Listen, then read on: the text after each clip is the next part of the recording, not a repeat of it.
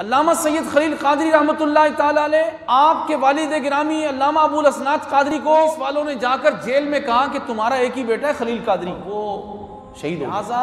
खत्म नबुव्वत के इस मुतालबे से बाज आ जाओ, वापस हो जाओ, तहरीक छोड़ दो, बेटा तो तुम्हारा एक था शहीद हो गया। अल्लामा सैयद अबुल असनाद कादरी रहमतुल्लाह ताला अलैह को ये खबर उन्होंने जाकर सुनाई, लेकिन आपने इनकार किया। आपने फरमाया ये हो नहीं सकता कि हम खत्म नबूवत के अकीदे से एक इंच भी, एक सांस भी पीछे हट जाए। बाद में आपको शादमान जेल मुंतकिल किया गया लाहौर में। जब लाहौर आपको मुंतकिल किया गया, उसी जेल के अंदर अल्लामा सैयद खलील कादरी भी थे।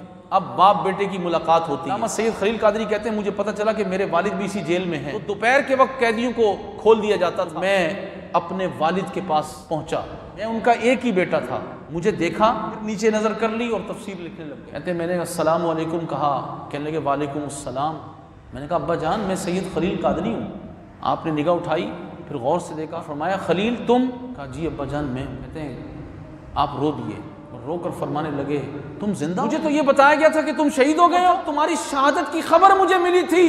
मैंने अल्लाह का शुक्र अदा किया था कि या अल्लाह तेरा शुक्र है तूने मुझे एक ही बेटा दिया, वो भी खत्म नबूवत के लिए ले लिया, और तुम जिंदा हो। हम तो अपनी औलाद को चूमते चाटते नहीं थकते। कब हमने सोचा कि मेरा बेटा खत्म नबूवत पर कुर्बान हो जाए?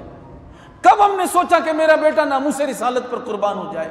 कब दुआ की मैंने और आपने कि मेरा बेटा रसूलुल्लाह के दीन के लिए कुर्बान हो जाए, ये शहीद हो जाए हुजूर की खत्म नबूवत और नामूसे रिसालत के लिए? हमने तो बचा बचा के उनको घर में रखा, उनको जज्बा ही नहीं दिया।